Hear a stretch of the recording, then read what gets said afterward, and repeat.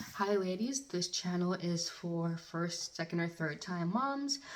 Now I have a 3-month-old. She turned 3 months yesterday, and I kind of just want to help other people throughout their pregnancy towards the first stage of having a baby, because that's what I know so far. I also know low milk supply, breastfeeding, and things like that, so I really just want to help out based off what I've experienced and what I know.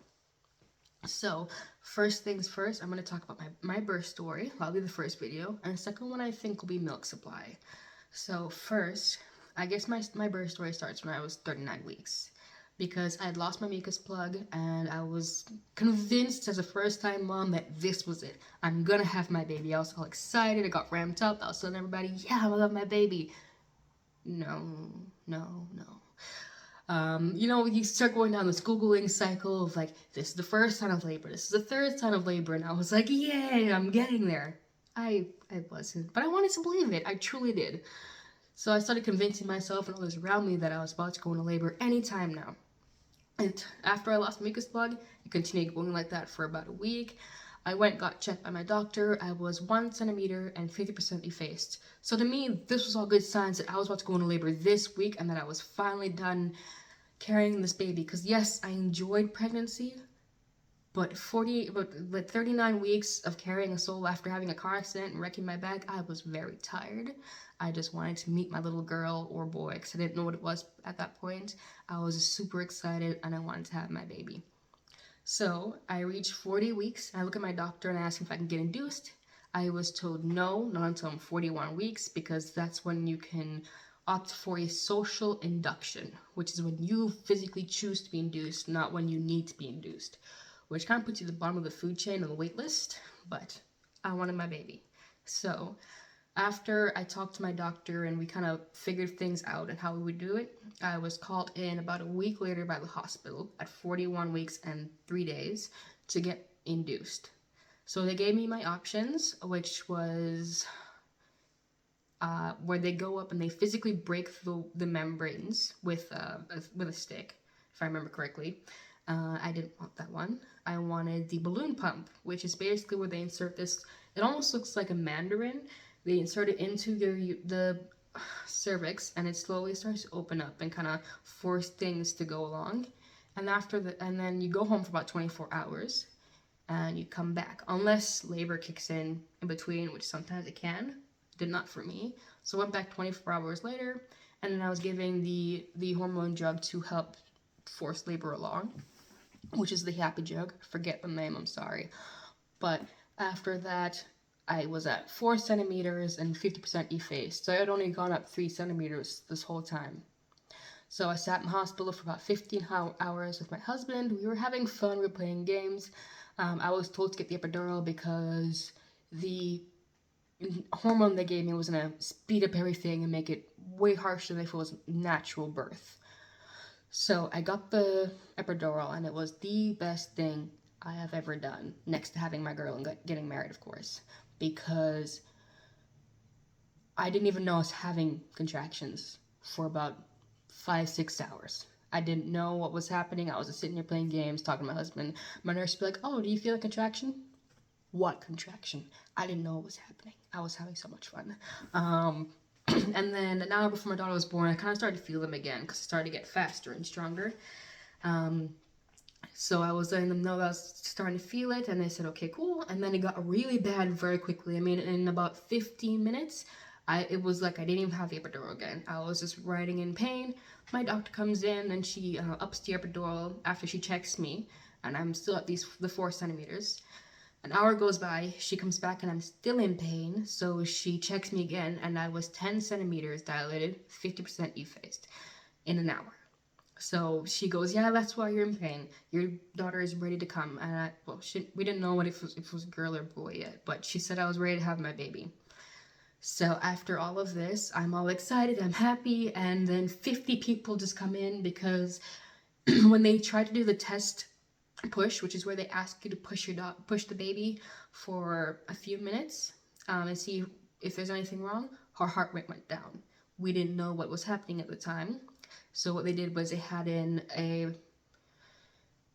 all the baby doctors, I can't remember the name of them right now, and like 20 nurses, and there was just a whole team. I couldn't see the wall on the other side of the room anymore. It was just people everywhere. They had the students on one side, they had nurses on the other side, they had the baby care team in the back, they had my team in the center. It was kind of just a lot of people at the time. It was kind of overloading, but you're not really thinking about the people. You're thinking about, I want my baby, right?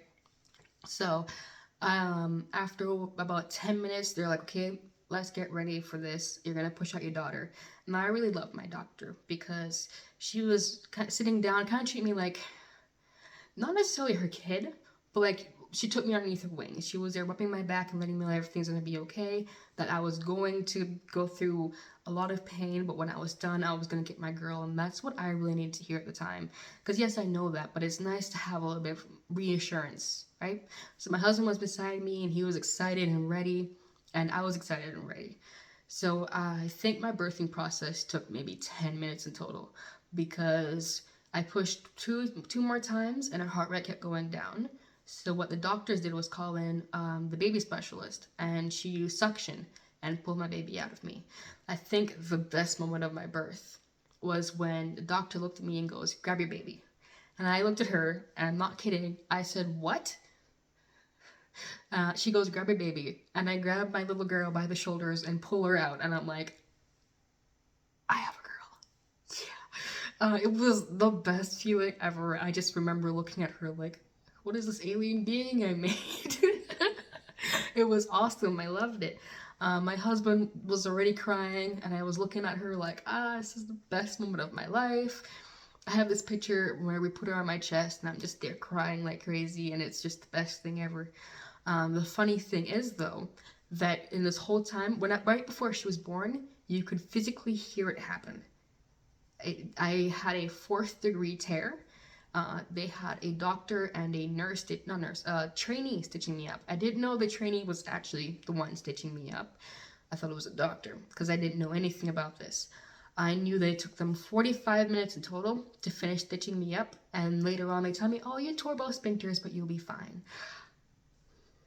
I can tell you, I am 3 months postpartum and I am still not fine. I still have a stitch, and I still cannot go to the bathroom properly. No.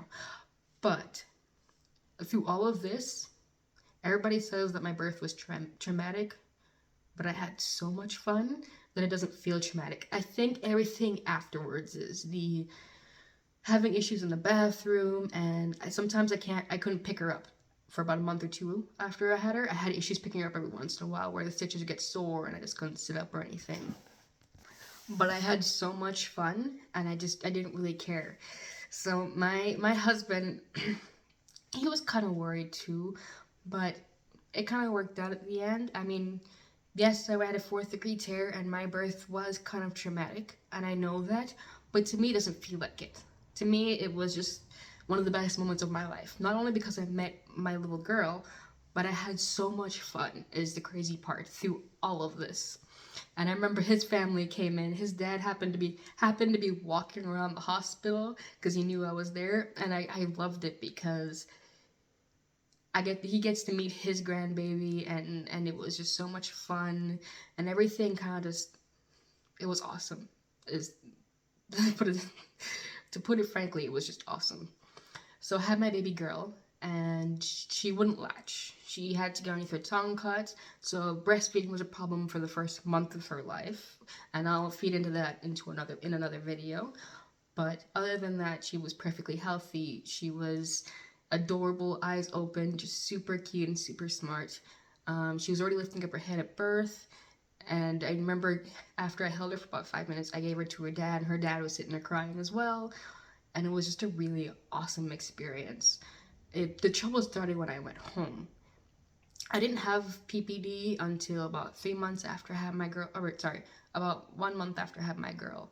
Baby blues, I barely had those as well. I think I had maybe 2 or 3 days are really bad, and that was it.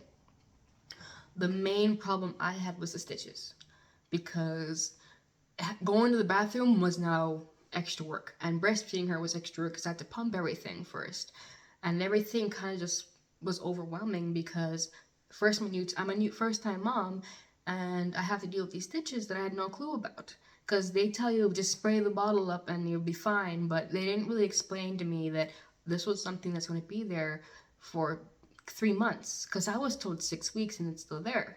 Now I've gone to the doctors for them and they say it's fine, just leave them, they'll go away on their own. But I was told 6 weeks. I have issues going to the bathroom. I have issues in my bed. Sometimes I have issues getting up because of these stitches. They pull and they hurt, and it's still raw skin. I have scarring and a whole bunch of other problems that kind of come along with this. I even had an infection in my uterus that I had to get treated twice at the hospitals here. So everything has kind of been fun and stressful, and I'm very happy for the people I have around me, but it's been a lot of up and downs, which comes with having a baby. So I made this channel so that I could go through all of this with people who have either been through this or gone through this, or that I could help other people as well. Because besides from the stitches, this has been gone through a lot of learning. I've studied breast milk production to the max that I can at home. I've done everything that I can to make sure that my girl gets what she needs and that I get what I need, and to help my husband out as well. So I really just want to make this channel to help other young moms out as well. So bring in the questions and I'll try to answer them the best I can. I'll even do more research to answer them if I can, if I don't know the answers. So welcome to my channel. My name is Chenille Davy. My beautiful baby girl, his name is Rosa, and my husband is Gabriel. We are here to help you, or at least I am. Have a good day.